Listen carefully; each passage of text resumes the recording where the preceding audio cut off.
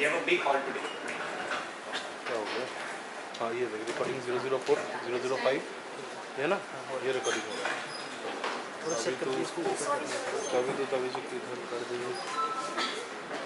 So good evening everyone. My name is Tavishi Harkani and today I will be introducing our speaker for today, Dr. Arpita Mondal. So she works as an associate professor in the Department of Civil Engineering and interdisciplinary program in climate studies.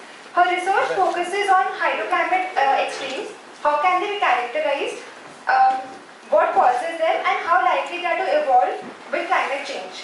Professor Mondal also serves as an associate editor of AGU journal Earth's Future and the Springer journal Regional Environment Change.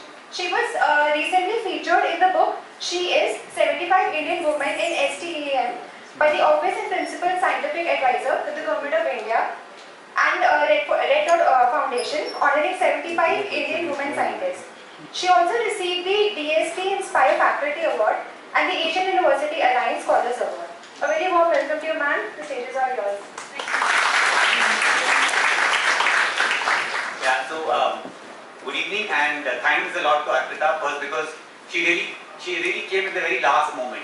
Organizing a seminar is not as easy as I thought it would be, and we just asked her 3 days ago and she very generously agreed, and she also had another very other interesting topic that she could have spoken, which was on climate, and maybe we'll invite her for another seminar. But it's really nice to see such a large audience. So you have a lot of expectations from you. How many are here from who are not Sitara? I think for the first time ever. So Arpita, you've done some magic. And how many of you are PhD students? Oh, okay. So now, now it's up to you. Thank you very much. Thank you very much. It's indeed my pleasure. And you know, just a second. About 40 minutes. Yes. And I'll let you know. Yes. So, you know, we believe in the principle of reduce, reuse and recycle. Not at least, but only when it comes to PowerPoint presentations. So I am recycling my slides of a talk which I gave in IISc recently, which I felt like something that was needed, because at the fag end of your PhDs, you are, be careful, you're often confused as to, you know, where next and what is expected out of you. And not just, you know, I'll be speaking about how the process of recruitment is, but also what you can do after you have been inducted at an academic institution or a research institution. So, you know, you already know I am an associate professor in the Department of Civil Engineering, but I also have a secondary affiliation with climate studies, which is an interdisciplinary program here at IIT Bombay. Right now we offer only PhDs, but we are also having an interdisciplinary dual degree program. So there are not many BTech students here, I assume, but if you are a BTech student willing to work on climate change and if you would like to convert to a master's program, then you can choose this IEEE program. So all the advertisement done, let us now talk about why you are attending, which is hopefully to learn from my mistakes, because it's always better to learn from others' mistakes and not tread in the path which is full of mistakes, hopefully. But you know, I found this really funny cartoon which is so applicable to me, and that is, I've learned from my mistakes so much that I keep doing them. Hopefully that will not be the case with all of you. So with that, you know, most of my talk will actually focus from the perspective of an early career in engineering and science. But I think I'll be speaking more or less broadly about you know, ideas which are applicable to almost all fields for research and academia. So I did my bachelor's in civil engineering in Jagatpur University, where it was okay to study just the night before exams. Then I moved to IIT Bombay for my master's, where at least 2 nights before the exams you would study. And then I went on to do my PhD in IISc Bangalore, where there were long periods of sleeplessness because of rejections, arguments with your advisor, and so on and so forth. These are all part and parcel of research life. And like it if you will, but all the new joinees who come to work with us, I tell them that PhD is something which is probably going to take your blood, sweat and tears. So if that has not happened to you already, it will. The primary motivation of this talk actually came a few years ago from an article which I had written in LinkedIn, and the major motivation to write that was every single day that I would tell, let us say my mom, that oh, I don't have class today but I'm running late, and she would say, if you don't have class, isn't it chutti for you? And then I had to explain, I had a hard time explaining to my family that teaching comprises a very small but not insignificant component of my job. A lot of other things is also involved.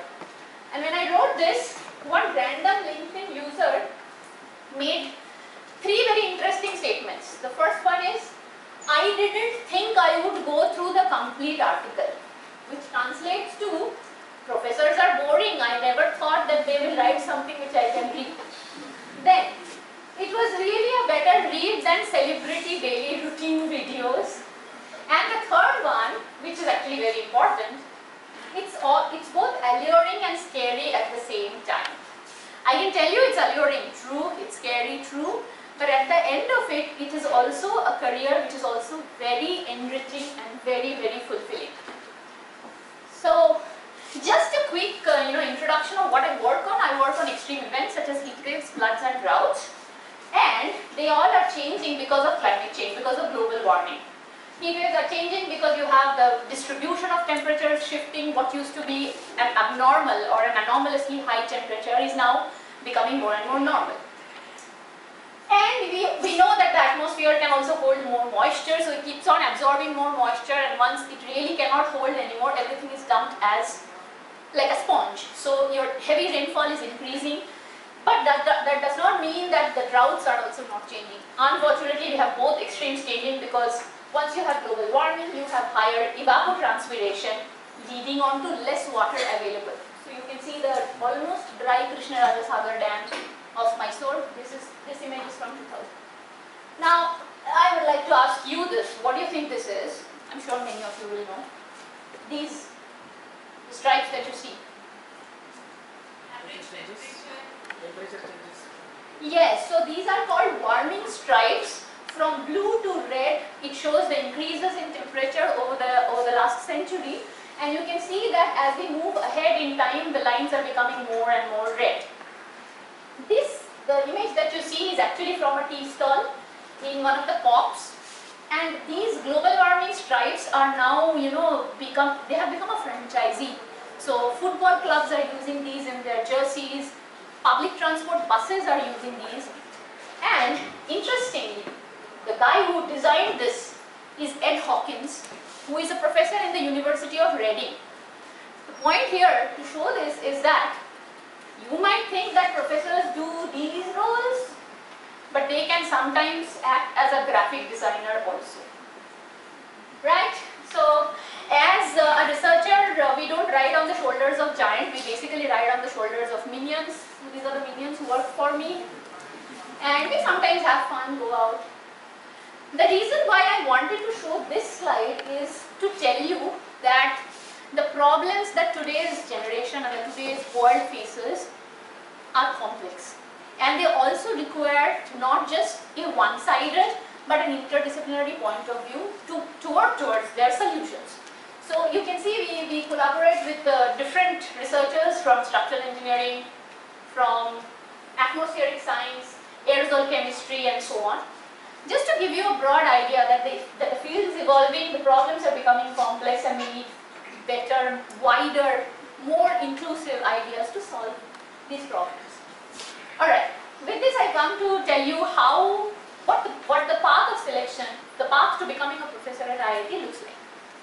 Let us say you have either, almost always, I say almost always because you can have specialized areas, such as let's say urban science or design or maybe Sikara, where a PhD need not always be necessary, but in most of the cases it is. And once you have finished your PhD, unless you have defended your thesis, your application might not be considered. So, I mean, of course with exceptions. So let us say you have defended your thesis and then you are into a postdoctoral life. From there your hunt begins, and how long you should work as a postdoc depends on what fields you are in. In engineering it is typically smaller, let us say, compared to biosciences, where they might require 2 to 3 postdocs and so on. So you have already some idea how many years of postdoctoral experience you might be necessary in your field. Now as a postdoc, what can you do before you actually formally apply? One of the things is get in touch with faculty who work roughly in your area and ask them, is it possible for you to come over to the institute and give an informal seminar? This is an excellent opportunity for you to get in touch with your potential colleagues, see how collegial they are, what sort of acceptance your kind of research is going to get in that field, and so on. The other interesting thing which you can do is an initiative called the Faculty Alumni Networking. Almost all IITs have these meetings called FANs, and interestingly the one I attended was the first one arranged by Iit Bombay in India. Typically FAN meetings happen outside of India, mostly in the US, to attract brains working in the US to attract them towards IITs. But the one that I had attended was in Goa. That was the first time when it had happened in India, and interestingly, me and another colleague from IISc, both of us attended that FAN, and both eventually made it to IIT Bombay. So these events are very good. If necessary, take your own initiatives to attend them. And FAN meetings are also many a times thematic. That does not mean that if you are somebody working in materials engineering will not attend something to do with climate science. You can still attend. But if a FAN meeting is happening in your area, then you should definitely try to attend that meeting. You will be connected with the right people. Okay, even if you have not done all of this, you can still apply. So you apply against an advertisement. Once you apply, your application goes to the department. Here in the 0th step, you can also write to the HOD asking with your CV, asking if they are willing to recruit somebody in these areas in the near future.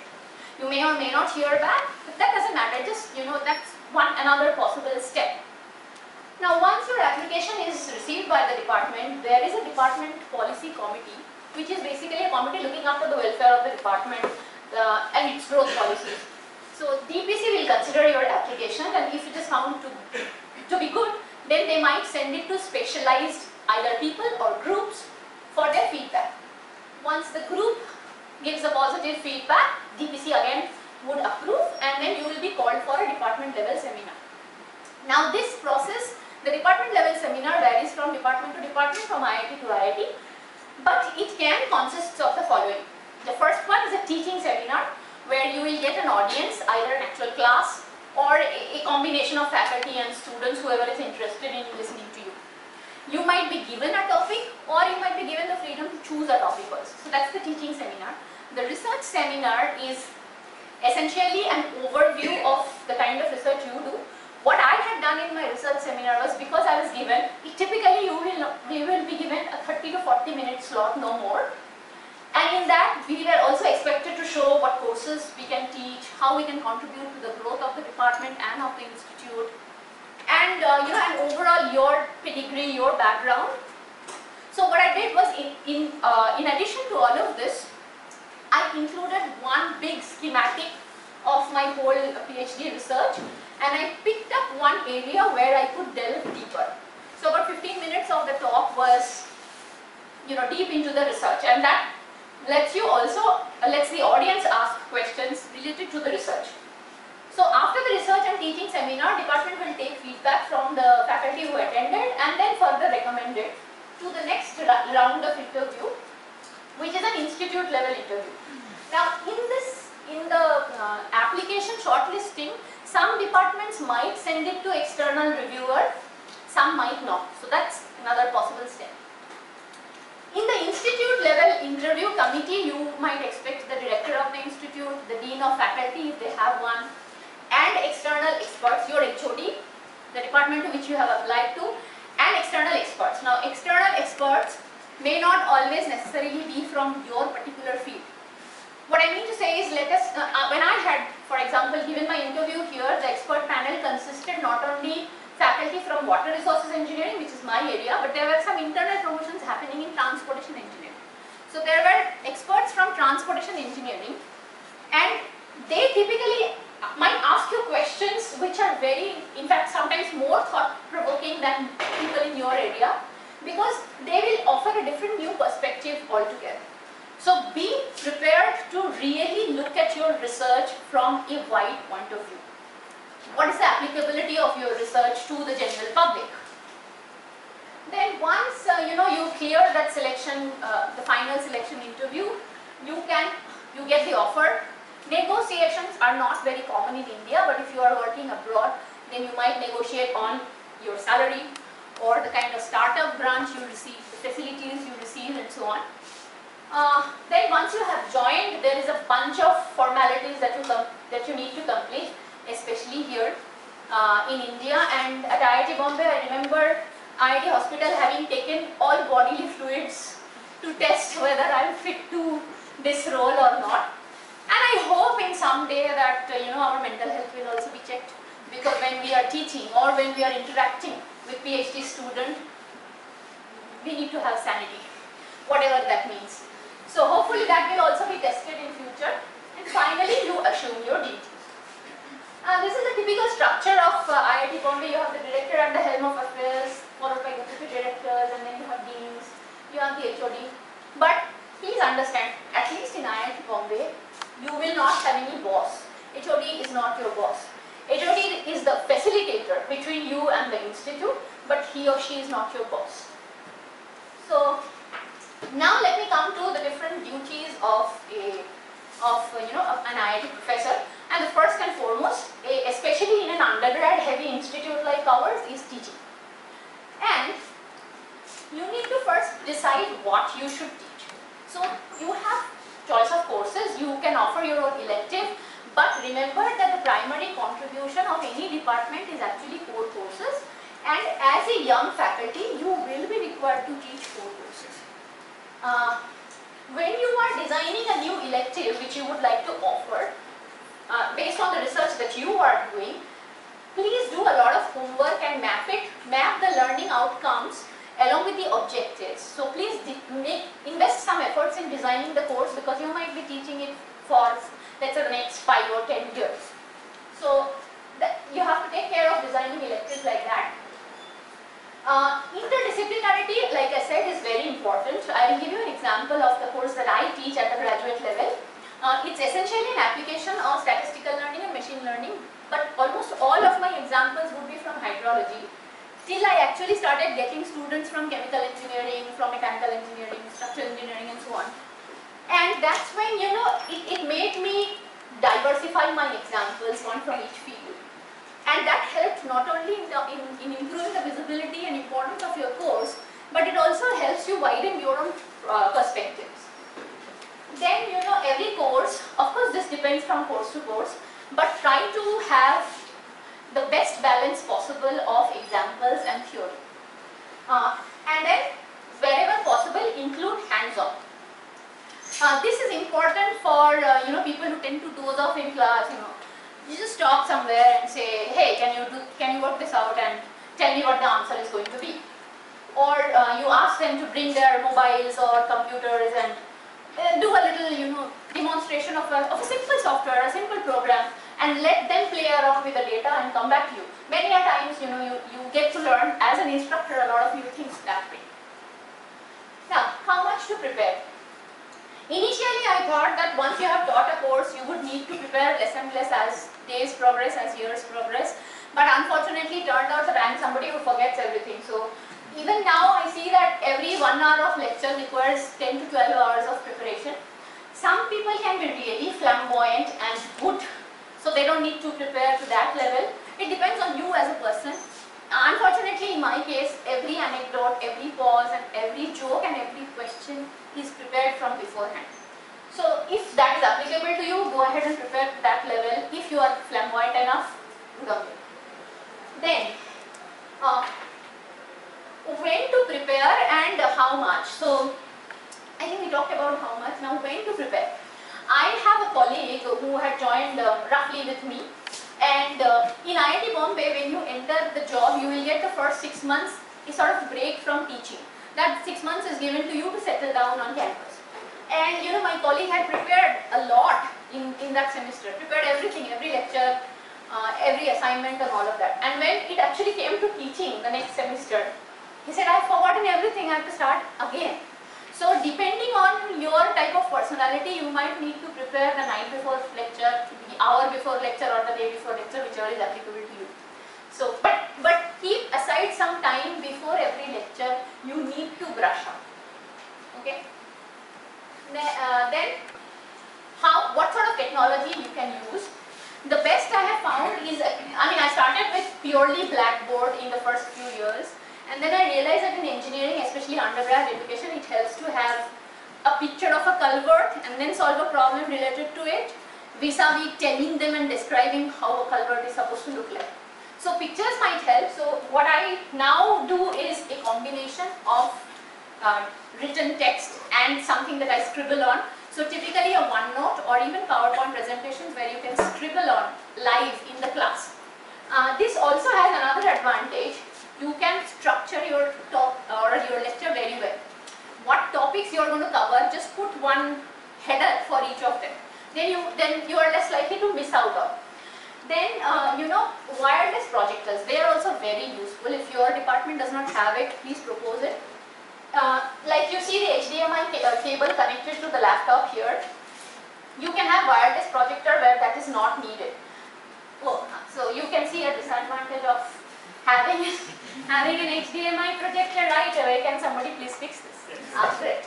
So the advantage of having a wireless projector is that you can literally walk while scribbling on your writing pad, and that helps you also connect a little better with your audience.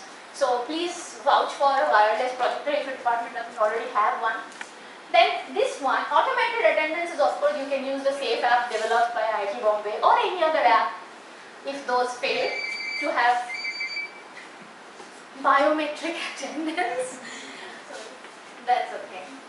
And the last technology which I have written here, which basically involves a little device like this. Every student in the class will have that device, and you know where to pause. So you teach a concept, you pause and you ask the question. Now here's a question, what do you think the answer would be? A, B, C, D, you give 4 options and you see how much fraction of the class has actually chosen the right answer. 100% will never choose the right answer, but if 80% has chosen the right answer, you are doing good. Move on. Then you can have course blogs either in Moodle or whichever, Google Classroom, whatever you feel like. Language and diction. This is very important because sometimes you may have students coming from different backgrounds, people who would be fluent in a language but not so fluent in your medium of instructions. In that case, it's not entirely in your hands, but what had happened was sometimes I see that I speak continuously in English and then एक line Hindi ka and that line catches attention. So break the monotony of the language, break the monotony of diction and so on. Just admit that you do not know. And again I'm going to use an anecdote. This involves a very senior professor of mine. I can name him, Professor B.S. Pani, one of the best teachers that I have ever been taught by. So he was actually teaching a course, UG core course, along with me. So I was teaching one division, he was teaching another division. And a student in the class asked a question which I did not know the right answer to. So I just guessed something, a best guess. And then I go right back running to him because he is so senior and he's also my professor. I can just go and ask questions to him uninhibitedly. So I just went and asked, this is a question that I was asked and I gave this answer. Do you think it's right? And then he says that in 40 years of teaching this subject, I'm surprised that I can still get a question which bowls me over. So be ready for disasters. There will be situations where you don't know the answer. Even after you go and do your homework and come back, just admit that there may not always be a right answer, no. Finally, how to evaluate. Now here again I'll give an anecdote. I was doing a statistics course in IISc and there was an instructor in management studies. So while discussing the answers to the question, he said that this one question I have given to separate the AAs from the ABs, BBs, CCs and so on. So make sure your question paper is a right balance of different types of questions. I mean, not all courses will make it possible, but if possible, try to have a balance of objective versus long answer types, or even in terms of difficulty. So bulk of the questions typically should be some which bulk of the class will be able to answer. So yeah. And then you can take your TA's help to evaluate. Oftentimes, having TAs to evaluate is actually more helpful than we had imagined them to be, because they offer a fresh pair of eyes to look at answers. But again, how much you rely on them, especially with our kind of undergrad. Our undergrad students always have an alternate career, which is that of a lawyer, because they can argue really, really well. They'll argue for a 0.25 marks. So be prepared for such kind of queries. And in that case, how much you rely on your TAs, then you have to take a prudent call. And finally, once you have at least the first quiz and mid-sem results out, you try and see how much fraction of the class is able to grasp the concept. So that gives you, time to interest. Now about student feedback. So IIT Bombay takes student feedback. Most IITs will do that. You can take it. You have to take your student feedback. But you have written with a pinch of salt. And sometimes you need to take it with a tub of salt. Because here is an example. This paper shows that in student evaluations oftentimes conform to gendered expectations. It affects female instructors much more negatively than it affects men. So, all of this is there. Our system is, I can tell you, I am not sure I'm very sure that our system is robust, because with the same material, same mode of instructions, I have scored a 75, an 84 and a 99 in a UG code. So systems are not robust. Take the important comments that you get, those are helpful. But you filter out what you want to take and what you don't. Now, some of the mistakes and what you should be avoiding. Never doubt the importance of the course or your own worth as an instructor. If you are not enthusiastic about teaching, nobody in the class would be enthusiastic about learning from you. And then the children versus grandchildren approach. This again, very useful concept. Again, something I learned from Professor Kani. I was very upset in the first few months of instruction, because teaching at the end of the day, especially UG core courses teaching, is a bit of a thankless job. Of course, you get to learn new things, you get to teach new concepts, but sometimes, not all students would be attentive in class. So, I as a person would get very upset, and I would go and complain to him that, how is the student sleeping in class when I have prepared for 20 hours for this lecture? And then he would say, relax, you have to take the children versus grandchildren approach. I said, what's that? Then he says, if your child is jumping on the sofa, you would tell him, Mare, kya kar raha hai niche uttar? But if your grandchild is jumping on the sofa, his dad will say, kya kar raha hai niche uttar, but you say, karne do na, kya hi hoga. So that little bit of detachment helps a long way in especially handling UG core courses. And then one mistake is to become too much deviant from what is the average in your academic unit. If the average in your academic unit is, one is, let's say I as an instructor am giving only one A square out of 80 students, and the other instructor is giving 20 A squares, then it will reflect negatively. It's not healthy. So whatever is the average, do not be too far away from it, either in the high or in the low end. Alright? Do not be judgmental, because like I said, people come from different backgrounds. I have had one student in the class, he was not coming to class, so when we changed from online to offline, I thought he's insincere and that's why he's not coming to class, he's lazy, he's attending from his room and all that. Then I found out that he actually has a vision impairment where he cannot see from anything other than an illuminated background. So he would enlarge the screen which is already illuminated in a video call and only then be able to understand or read what is there. So be less judgmental. Do not hesitate to ask for help. I have actually gone and sat in other instructors' classes by asking prior permission from them if I can do that, and many people in India or even elsewhere are generally helpful, so please don't hesitate to ask for help. You should not compromise on your own expectations from the course and have a little empathy. So that's about teaching. Now let me come to research. Now in research, of course, you have to get started. By get started, the first primary important thing is to have students, graduate students who would help carry your research forward. So get a space where you can sit, where your students can sit. If your work involves instruments, then of course our systems involve a lot of purchase procedures. Unfortunately, I am not a person who is using a wet lab, so I may not be able to tell you much about that. But otherwise, you may need to get access to computing facilities, get a computer for you and your students, and then be familiar with what are the interfaces. Like ASC is an interface at IIT Bombay, ERP, SAP is an interface. There are institutes where everything is ERP based. So you can set aside, be mentally prepared that there will be some time needed to learn all these systems.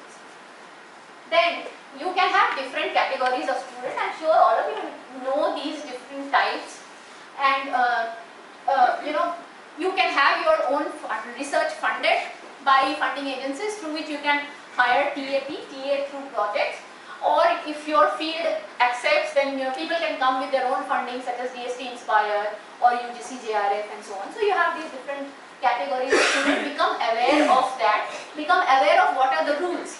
It should not be the case that you hire an external student and later on you realize that that category might be constrained with the fact that they already have a job. They need to also have a guide at the other end and so on. So every category will have its own features which you need to be aware of. Then student selection is a very, very hard process. I can tell you what I do, but it might not work for everybody. So I typically try to test the fundamentals because that's what happened with me also. I was attending my own interview, PhD interview, and initially I was asked very high level questions, what is climate change, why are you interested in this and that, and immediately there was a switch, can you integrate a to the power x dx? And then you go back to your 12th standard calculus and start deriving from first principles. But let me admit that in a 15-minute interview it's almost never possible to judge a student, so it involves a little bit of a luck also. And then while you are mentoring students, and this is a mistake which I think I have committed, is I set uniform expectations, which will never be the case. There's bio-individuality. Every student will have his or her own strengths and weaknesses. I think overall it's a good approach to try to make the student a better version of themselves as compared to the day they had come to you for starting their research. So with that principle, I think that's a fairly safe principle to follow.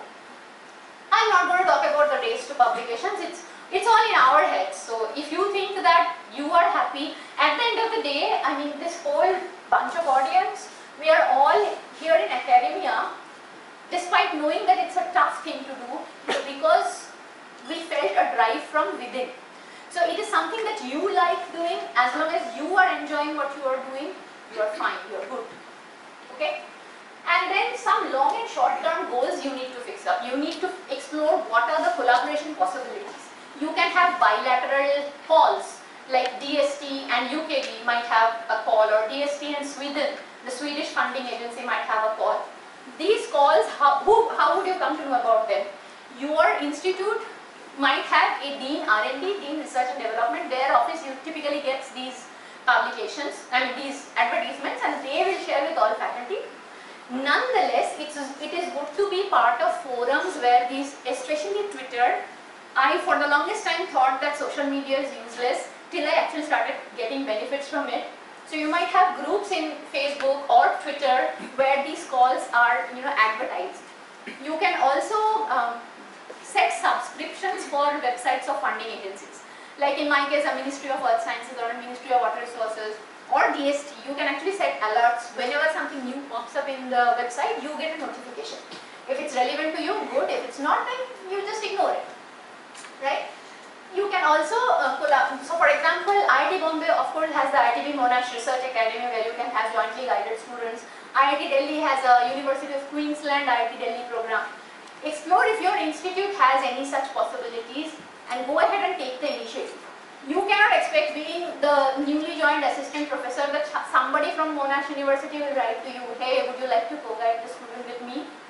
Very unlikely to have happened unless you already have connections. So in that case, you might have to take the initiative, write to that person with whom you think you can guide a student and say, I have this idea, can we work on this?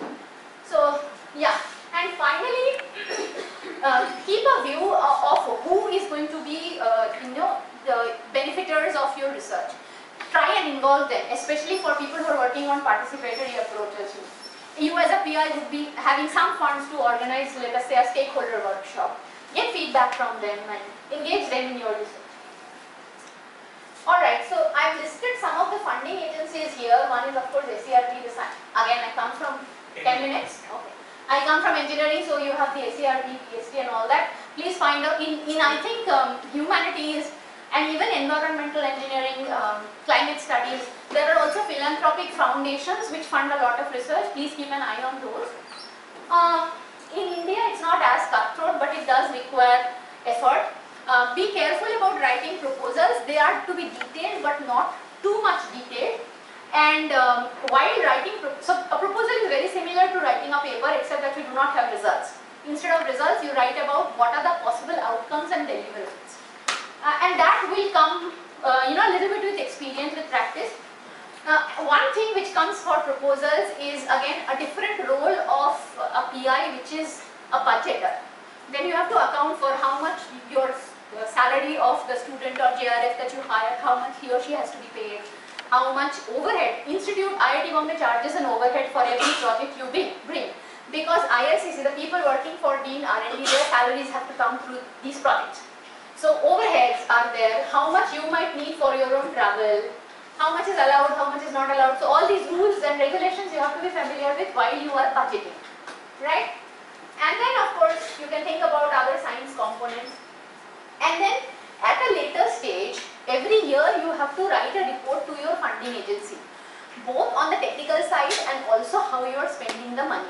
So these statements are called Statement of Expenditure and Utilization Certificate. Your Dean R&D's office should be able to provide them to you. If they are not very efficient, you have to keep bugging them till you get what you desire. Alright. And finally, it's good to have outreach, peer engagement, be part of, be members of societies, bodies. For example, American Geophysical Union is a society which is applicable for me, for all the geoscience people. There's also EGU. You can join journals, editorial boards. Many times nowadays journals are asking for young ECR fellows, early career editorial board member. So if you come across such an opportunity, apply for it. Of course, engage in peer review, and then try and write media communications, press releases. There's a public relations officer at IIT Bombay. Just write a plain language summary, like how if you were to write a newspaper article on on the outcome of your research, how would you write it? Write it and send it to them. You never know what work will be picked up and what not, because you need to also. This is just another way of disseminating your work.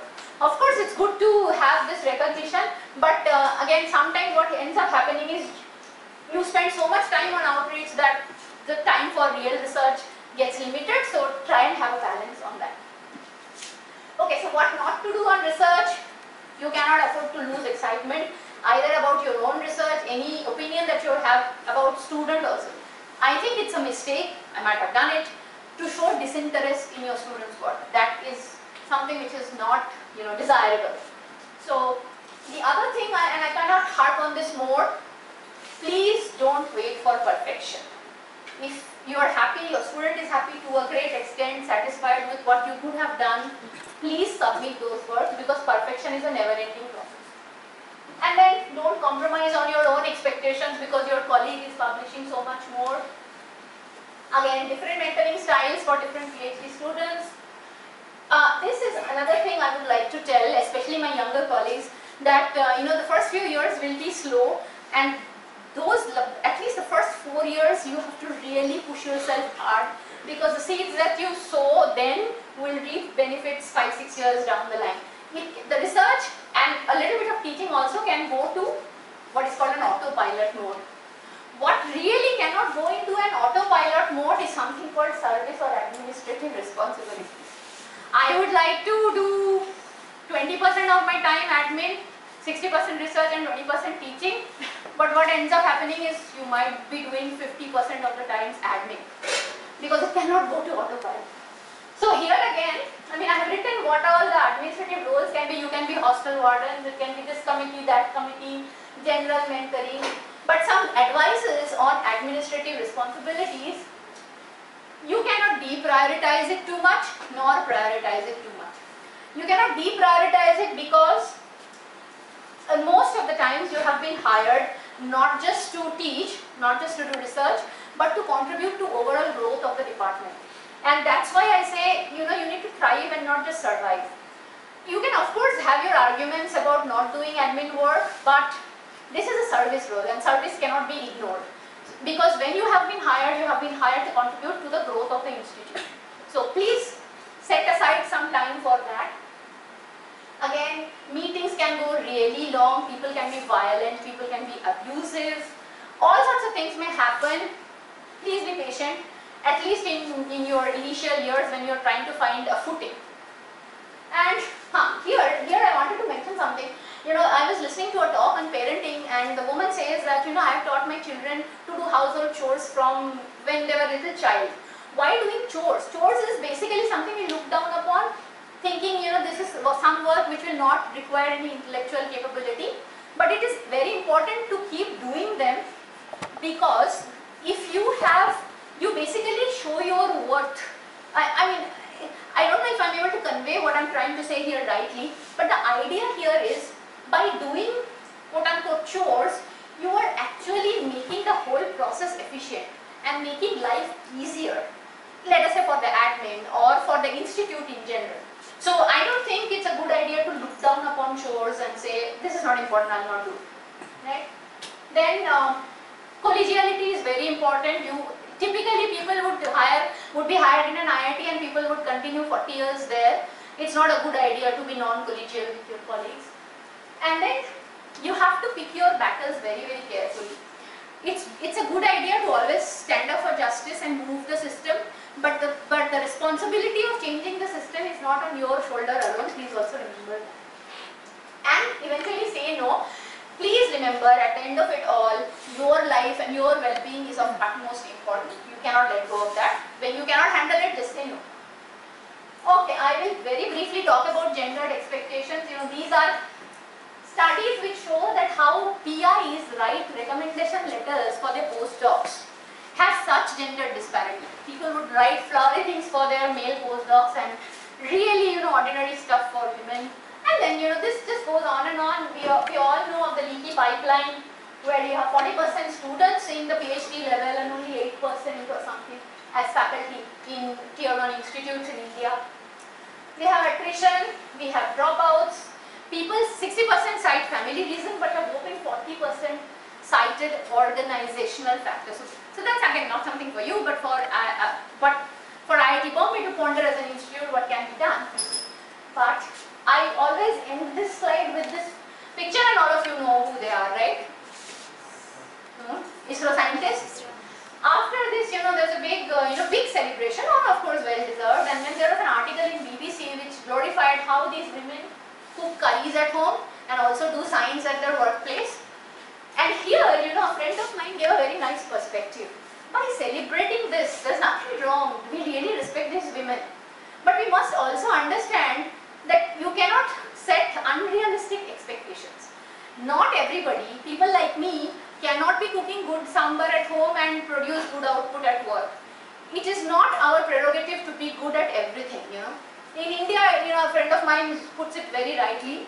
It is said that women are expected to be good daughters, good daughter-in-laws, good wives, good mothers, good whatever. And then after that, if you have to become an Einstein, go ahead and become. No, who's stopping you? It is physically not a possible target. It's not a feasible target. So what target you want to set yourself for, please be clear in your head. It is okay and expected and normal to be not good at everything. Alright? So some helpful advices, and I'm going to end with this. These are 4 advices, very important ones that I had received, and I'll add some 4 more here. I was attending a talk which was organized by one of the professors in chemical engineering. It's a series of talks by women professors in IIT Bombay, and Professor Arpita, who was the first associate dean, AP. IIT Bombay has had its first female dean in 60 years of existence. There was Dean IR, Professor Sati Patankar, whose tenure coincided with Preeta. So Professor Preeta said this in her talk that women need to understand that having to want something for yourself is not selfish, and that really stayed with me because whether it is institutionally done to you or not, women do tend to have a lot of self-doubt, and we tend to think that by trying to be good at something, am I being bad at something else? So that conflict is very normal. You are not alone. Please remember that. One advice I received was be careful about timing of family planning, and at that time I was flabbergasted to hear that advice. But now in retrospect, I feel that it was a good advice that I had received. How much you want to implement that in your life is up to you, but our systems are not, for example, we don't have the stopping the tenure clock system yet. We don't have tenure also, that's one good thing about our system. But I hear that they might start it soon, so I don't know. Again, don't operate too far away from the king. We have already talked about this. Learn to detach, talked about it. Dalai Lama is helpful always. Now, recognition is good, but like I said, every one of us is here because of the internal drive we have towards academia, towards research. Let that alone be your driving force. Passion stays, perfection has to go. And, vision is more important. Often, and I've seen this in selection interviews, you will be asked questions like, can you tell me what the streamlines would look like for transition flow between laminar and turbulent? By the way, this is a question asked to me, and I don't work on fluid mechanics. So people ask this kind of question, but I think what you should focus, because you cannot, is what is your vision? Where are you seeing yourself 5 years down the line? What are the directions of IIT Bombay along which you can contribute towards growth? So these are the things you can prepare on, and you should. And finally, please have a life beyond academia. This is especially applicable for people who have spouses in research or academia also. I mean, you cannot talk about the same things at home and work. Please engage in other activities also. So yeah, with this, this is one student who I had lost to COVID, my very dear PhD student. I love his smiling face, so I'll always end with this. Thank you, and I'm happy to take questions.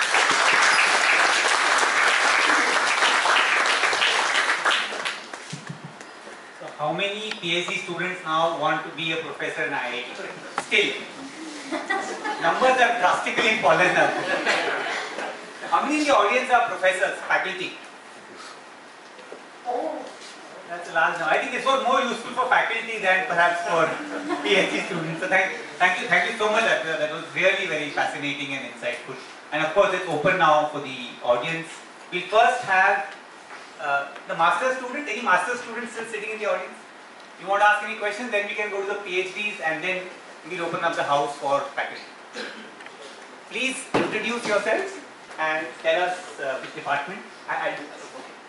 You're not going to come over. Affirmative actions, like I think for women and for SC, ST and OBC candidates there is relaxation, but typically 35 is the upper limit for assistant professor positions in the general category. So age is a factor. However, it depends on the field. Of course, there may be fields where industrial experience is valued more than just research. And there is also, in general, if the candidate is exceptional, age is not a defining criteria. That's what I think, but I would like to hear what my colleagues would have to say. I think 35 is an unwritten kind of number, but 38 is more like a hard deadline. No. That is the question, yeah. Hello, ma'am. I am Harshit Jain from Civil Engineering Department. Is he audible there on the other side? Industrial experience of around 8 years. I also sometimes I feel that I want to enter into the academics. I want to pursue PhD. I have completed my master degree also. But I feel that there is some age. That this my question is similar to that last question. And is there any some age criteria that IIT accept? That is there any some maximum limit, age limit? That beyond that we can't become IIT faculty. So one of the options, so we discussed that there is an age limit. one of the options of kind of circumventing this is you go and work in a system where age is not a criteria. Let us say you go for your postdoc in the US or somewhere, and you gather enough experience there that you can apply at a higher level here. So instead of an assistant professor, you can apply directly with at the associate or a full professor level, where age might not always be the defining criteria. So that is one possible way out of it. And like I said, yeah, there's another important thing, at least which is applicable in civil engineering, is many a times pre-PhD experience will not be counted. So if you have, unless you really have had good research track record, you have patents or something like that in that job experience, but usually post-PhD experience in all the promotion criteria and all of that, post-PhD experience is what is counted. Say that is industrial experience is better in PhD after completing the PhD. Is industrial experience which we have in the past, is it also better in the future? Like I said, if it's an exceptional industrial experience where you had papers, so basically you see the idea that you are going to apply for an academic position, right? So I think there is definitely more weightage to experience related to that. But again, it depends from field to field, whereas, I mean, in let's say CUs, an architectural experience or an urban planner experience would be valued a lot. So it depends from field to field, but there are many fields where pre-PhD experience might not be counted, especially for the later parts, for your promotions and all of that.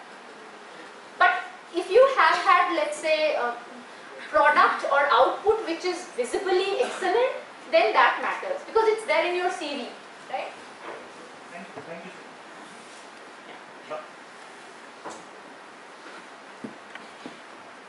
So ma'am, I'm currently applying for various faculty positions. So what I have heard is that usually in IITs and IITs, they prefer more recommendations. I have heard that they give more weightage to recommendations from people from foreign universities. So I have not much collaborations with foreign faculties, and also my collaborations are not that large in number. So sometimes I hesitate to ask for so many recommendations to the same set of people, and sometimes I end up without giving referee names.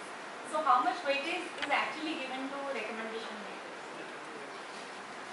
I don't know if there's a right answer to that though.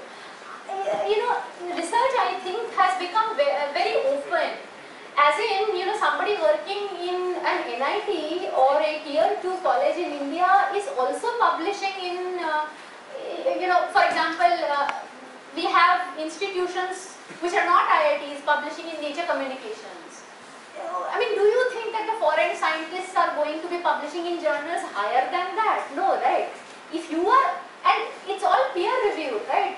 The moment you have an international peer reviewed journal or conference, if that's applicable in your case, a paper, it gives you the acceptance by the scientific community at large. In that case, I really don't think, if you have recommendation from some big show. Sometimes I've seen discussions like, oh, a Nobel laureate gave a recommendation for this guy, therefore he must be good or something. But by and large, people will judge you based on how you conduct yourself. If you have been shortlisted, shortlisting will be based on your CV, how many papers you have, where have you contributed. And the moment you actually take the stage for your research seminar and your teaching seminar, all the baggage that you have carried from behind will not matter. You can screw up even if a Nobel laureate has recommended. So I honestly don't think it will matter that much.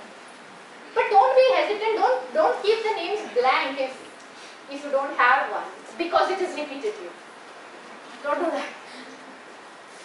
Question Hi ma'am, my name is Gaurav Kapse and I'm from Sitara. I just want to ask the same, a question on the same line, how much number of publication your index or your overall, let's say, impact factors, cumulative impact factor matters. Like as you said, there can be some orthodox mind sitting in the kind of panel and all. So obviously publish or perish is the question, but if you want to at least initially get into the system, you have to follow. So what's your view on that? What's a good number comparing Sitara? I had 3 papers in journals when I got the faculty position. I had 3 papers, but all of them were in well-recognized journals. I don't honestly think anybody can give you a hard and fast number. I should also stress on the fact that a lot of getting a job in academia is also luck, because you need to be there at the right place at the right time. You might have an excellent profile, but the department might have hired somebody in that area just a little while ago. Then your record doesn't matter. So there are things which will be beyond your control. Don't invest your mind too much into that. Whatever is in your control, you focus on that.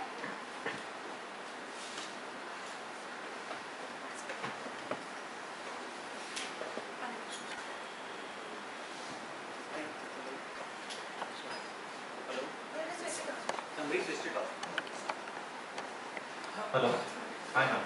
I'm Nikhil. I am currently doing my PhD in material science. So my bachelor's is in mechanical, whereas my master's and my PhD are in material science. So I always think that which is the right place to be, like is it mechanical engineering or material science? And not just from my perspective, but from the perspective of someone who is hiring me as a faculty. That is, should this guy be in mechanical or should this guy stay in material science itself? So, because a lot of people nowadays are going into interdisciplinary branches, and everyone might have the same, might not have the same department throughout their career. Yeah, this is a very pertinent and a good question, and one that also affects a lot of people, because on the one hand, we are promoting interdisciplinarity, but I personally know people who have not been recruited saying that you do not have a bachelor's in this division. So I think the role that you are applying for, it depends on what your employer is looking for in you. If you are applying to, let us say, a UG teaching heavy place, and you do not have that particular undergraduate degree, then the argument, which I don't think it's a very unfair argument, is that since you have not done all those UG courses yourself, it might be difficult for you to pick them and teach them to a good extent.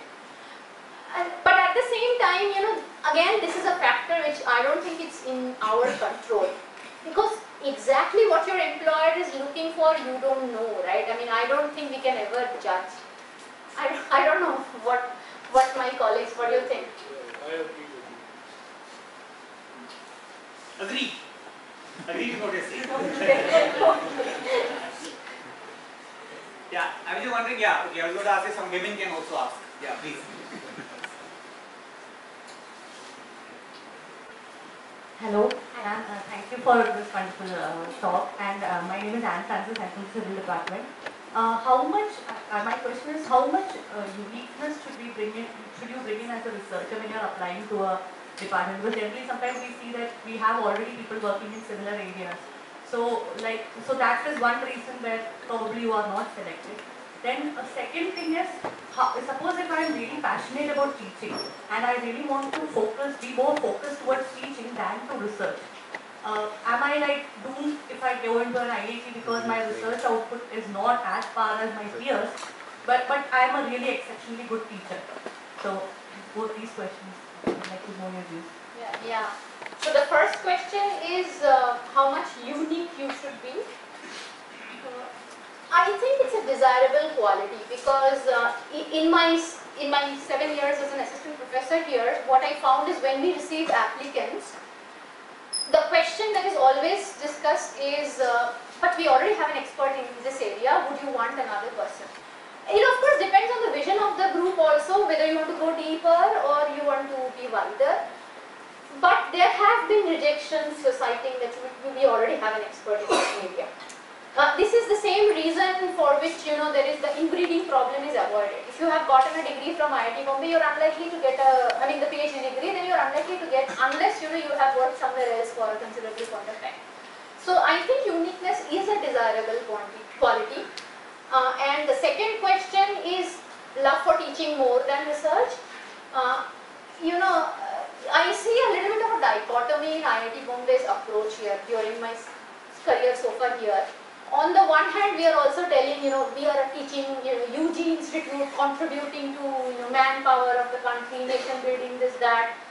But at the same time, your evaluations later on would have more weightage towards research. That is an undeniable fact.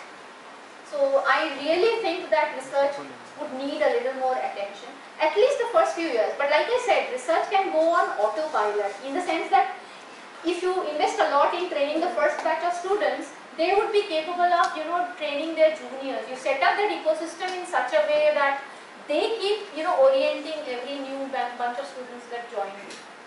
So you will get benefits of, like I said, if you sow the seeds so hard the first few years, you will get benefits of it later on.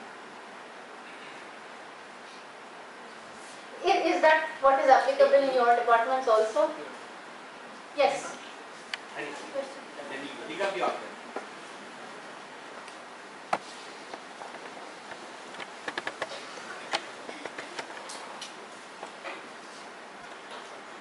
So thank you for the presentation.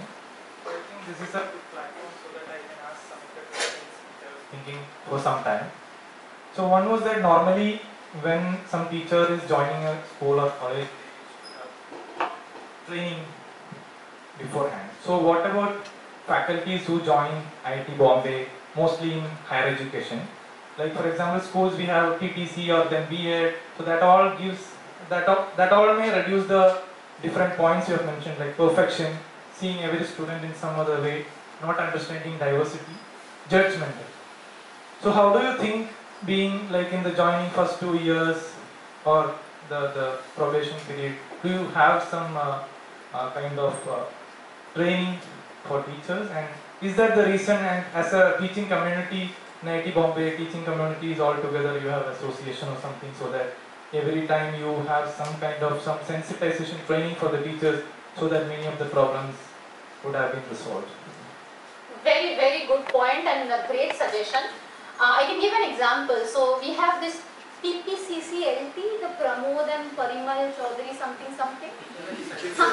They had, not when I had joined. So first 2 years I struggled my way through what works and what not. But in the third year I found out that they did a teaching learning workshop that was very beneficial. I mean, it gave me such nice ideas that how you can keep on taking feedback, continuously from your students. So that was helpful. Sensitization programs are now happening, especially on the diversity part. So I still think there's a lot to be done in that regard, and I hope that the institute, maybe we can propose this to the institute, hire professionals to do it. I think the only kind of training we have had before joining is what you did as a TA or as a postdoc. So as a postdoc, you might mentor PhD students, and that experience will help you. If you are working as a postdoc, please do ask your mentor to allow you to, guide PhD students. Guide, not officially guide, but work in collaboration with them so you can mentor the PhD students. And the TA work. Again, I did my masters here, and my PhD, during my masters as well as my PhD, we could work as TAs. And please do ask first of all, you have to earn the trust of the instructor, which is not easy.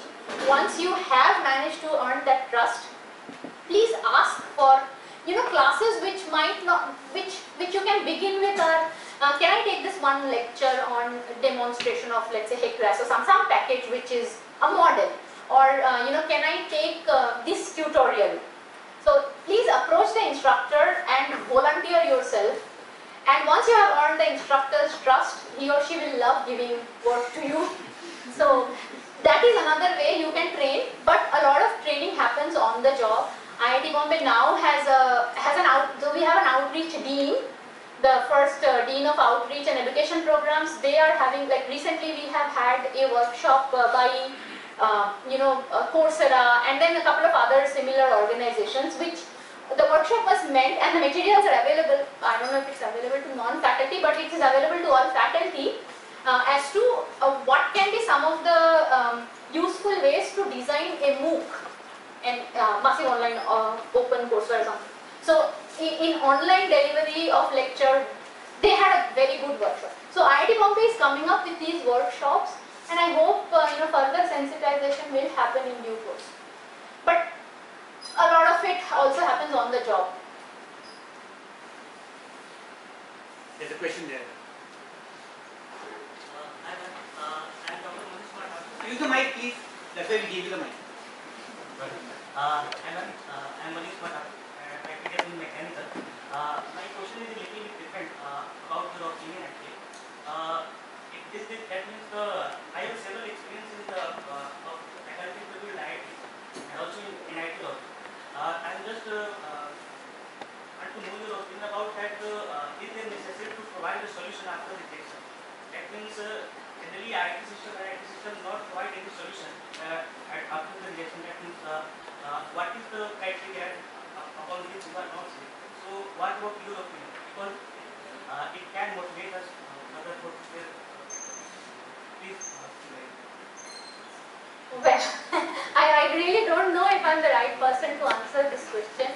From an applicant's perspective, it is of course helpful to know what you could have done better. But many a times, and of course, one very aggressive way to do this is just file an RTI and ask why I have been rejected. But the reasons could be one that I don't know. The reasons can be many. There can be many reasons which are outside of your control also. So I honestly don't know where and how an institute can be open about why a candidate was rejected. I would like, Pen, and what are your thoughts? Mic. Actually, faculty also needs mic.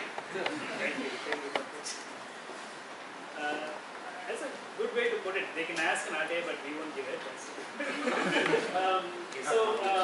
They can politely ask, that's where I think what she said is in informal seminar before your actual interview helps a lot.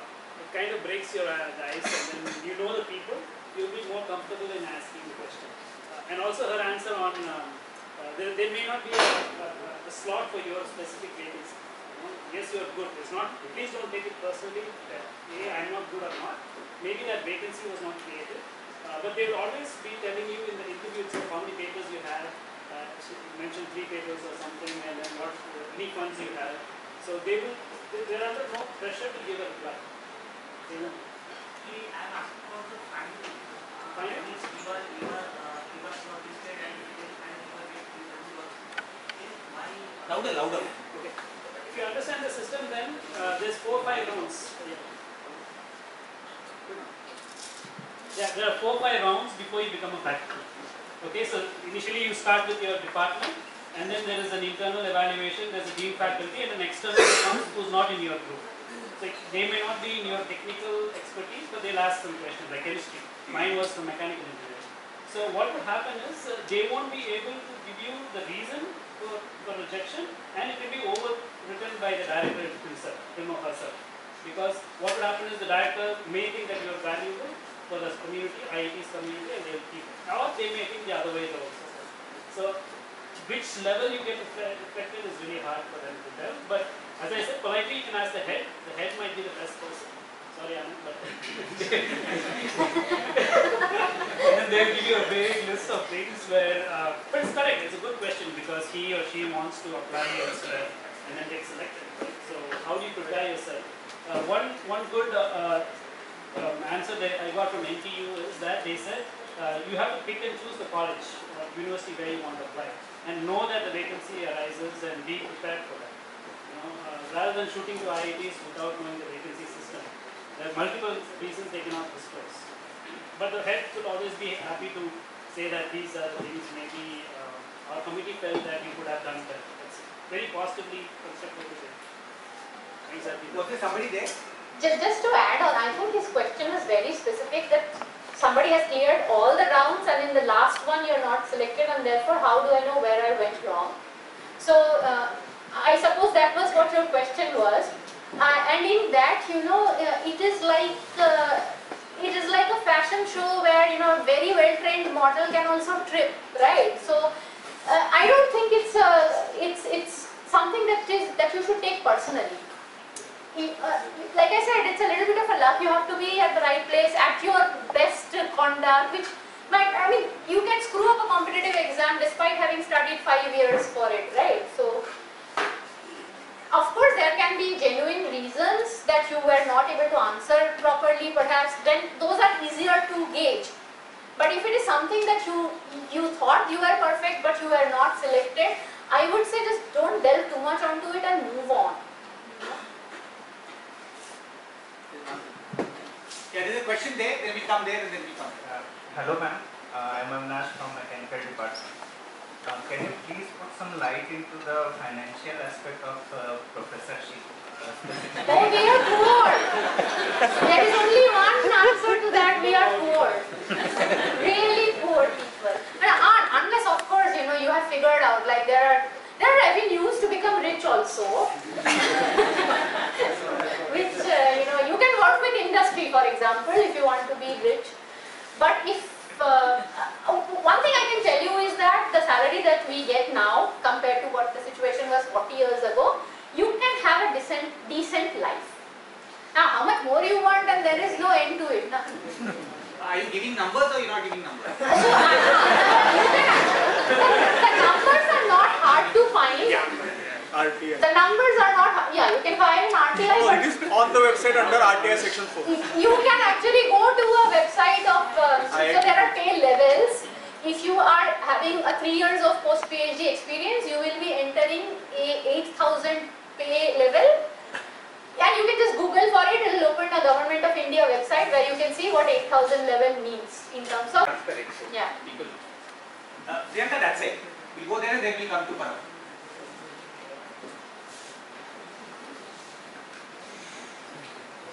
That same amount, by the way, might give you a lavish lifestyle in Roorkee and a very somehow able to manage life in Mumbai, so that is also a factor. Does that sound like good money?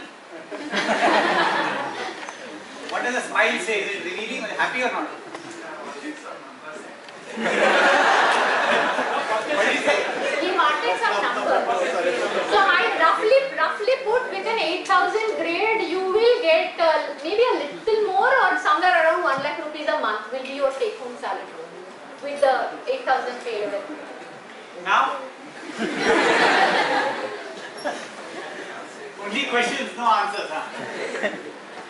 Yeah. Thank you, madam, for sharing your insights on this wonderful topic. I'm Subramani. I'm a final year PhD here at Sonara. So I have a very specific question regarding to the application processes in IIT. You mentioned that most of the application is to a typical postdoc, which is more of like conventional process. How easy is it for a person to go into industry and then come back to academics? Is it easy? I mean, being on the other side of the fence, would you prefer a person who's like a freshly minted PhD with few years of postdoc, or a person who has like ventured into industry and maybe got to work? An honest answer from your side, like regarding Iit Bombay policies. And just a follow-up to one of the comments that you had given earlier. You mentioned that getting a faculty position is, there is a little bit of luck involved. Yeah. Does that hold true for a early career academic? Like, what is the percentage of luck so that academic can be successful? Thank you. I thought luck is a non-quantifiable quantity, and that's why we call it luck. So I don't have an answer to your second question. The first question is whether a person with an industry experience will be preferred over an academic postdoc. It depends on the position that you are applying for. So again, you have to gauge in some sense what the group is looking for. There may be groups which value industrial experience more than academic experience. It can happen, for example, an industrial experience in a General Electric might be of value to, or a General Motors might be of value to mechanical engineer. But I think in all of this, what matters is what you have been doing with your life during that period. If let's say you have been working somewhere, what new contribution, what are the new things you brought to the table? You know, that is what matters. And it varies from field to field. There are fields where patents matter more than papers, conferences matter more than journal papers and so on. So that varies from field to field. But just because you have industry experience, your application will be looked down upon is not true. People will try to see what you have contributed to in those years. And I also think overall what faculty positions, people who are recruiting, they look for is you will be totally independent and how you can flourish as an independent researcher. So that is also something, like I said, your vision is more important than how much you know. Yeah. Should we have this as the last question? Some professor has finally got the guts to ask something. There are questions, okay. Why I am standing here, because I want her to see whether she recognizes me or not. Yeah, I do recognize. Back in 2017 in New Orleans, while attending AGU, we met. I was representing Kyoto University, postdoc. Right. Was very happy to see, okay, IIT faculty is here, and my aim is also to become IIT faculty someday. So she really gave me, she don't remember probably, but she gave me insider tips, which I am not going to disclose here itself. Yeah, okay, so I just wanted to go into that one. Before that, moving to my question, I would like to answer what luck. Is he audible that side? Sorry. What luck you mentioned, right? So I would say that exposure, the collaboration, knowing faculty. Now you are sitting here. That also makes you one of the lucky PhD or postdoc. So yeah. I would like to highlight that one. And while based abroad, like for 7-8 years, I was doing PhD and postdoc in Japan. I never had opportunity to attend such kind of seminars, right? So that makes you lucky here. Yeah, and coming back to early career researcher, we are mostly talking about the PhD and postdoc researchers. And I'm also a young researcher. Just began my career 1.5 years ago. So most of the things are very much relevant to me here, and a lot of learning for me, or polishing of things for me. For example, using ERP and other systems, James system is big headache, right? I would need some notes from your side on that. But the most important question here is that whether PhD student or postdoc student, I generally got encouraged by my supervisors when I was based in abroad to look for some research funding at the level of masters, PhD and postdoc. Yeah. So do we have some such kind of database in India or international level where PhD student, even master students also for their 1-year research thesis could look or explore some potential opportunities for research funding? That was my interest. Yeah, I do think that there are very interesting points you made here. So I can give you some examples of, I have 2 students whose masters was, so they are from Nepal. Their masters was funded by a DARD regional fellowship. Then there are foundations which will have named positions, philanthropic foundations which offer master's degree. There are, I think, you have a GISE hub, right, which sponsors master's students. So in Sitara you have the GISE. I mean, Sitara is hosting, but you can do masters in other related areas also. So there are opportunities. Now whether there is a consolidated forum where all of these are listed, I don't think there is there is one. But like I said, if you join your specific groups, like I work on hydrology and there is an AGU hydrology section or an EGU hydrology section, or even hydrologists who are working with the R package, all these groups will keep sharing important information with one another. If you are interested in applying for masters abroad, you have Fulbright fellowship, you have the Erasmus Mundus and all of that. So there are opportunities that do exist. Whether PhD students can also write proposals, quite interestingly, there was a big call, and of course the concept note didn't go through, but this call was actually brought to my notice by a PhD student, saying, hey, there is a call, and then you can of course involve your student as a researcher, and by the way, this is also another advice to all the PhD students, advanced level PhD students and the postdocs. If possible, please ask your PI to contribute towards proposals also. at least you can give the state of art, the literature review section. You can think about how you can contribute your own research ideas. Also, you can propose, and it will give you a flavor of writing proposals also quite a lot. So, yeah, please do explore that opportunity. In terms of, so the example of DART funded masters I gave, the student had to write a research proposal. In fact, our regular admissions, I think most departments in IIT Bombay will hire PhD students. While hiring, they will need to submit a research proposal. So that is also an opportunity for us to evaluate how the person is able to conceive ideas and so on. So, but yeah, if you're asking about a consolidated forum, then that is really lacking.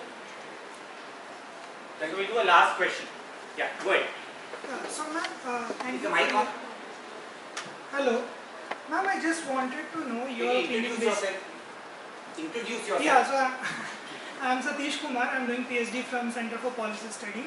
So I just want to know your opinion about working in a UN-funded agency like UNDP and World Bank, and then after working for a few years, getting some research experience at a senior level also, and then shifting to academia, because I know so many professors in US and Europe, they has done tremendous work in the area of food security and nutrition, and then switch to academia.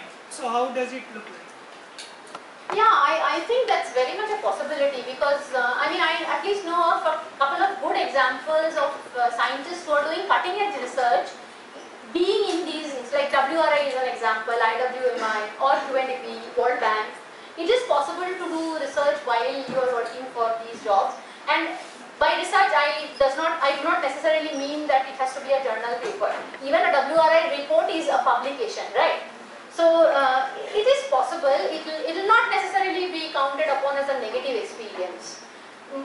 But again, you have to, like the couple of examples I gave. One of them is an IPCC author working with IWMI, which is a similar institute to WRI.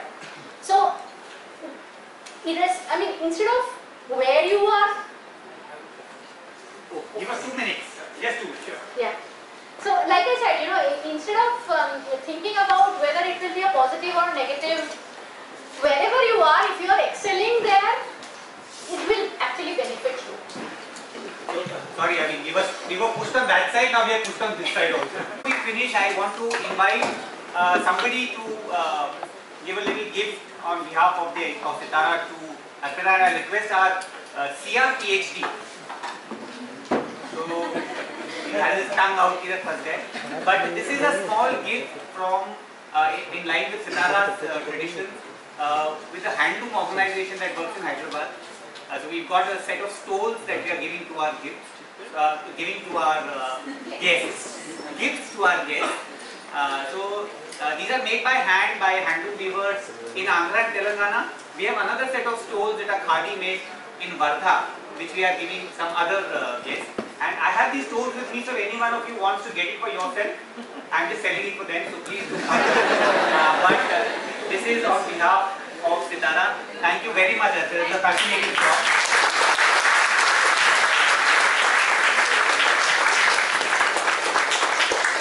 And I hope you've taken Arpita's email ID. So now she can curse us after that when she gets 100 emails. So my email ID is pretty unique, MARPITA, which is Marpita. I don't market. Marpita@iitb.ac. Thank you very much, everybody. And now all of you have to come for the next seminar also. You cannot have.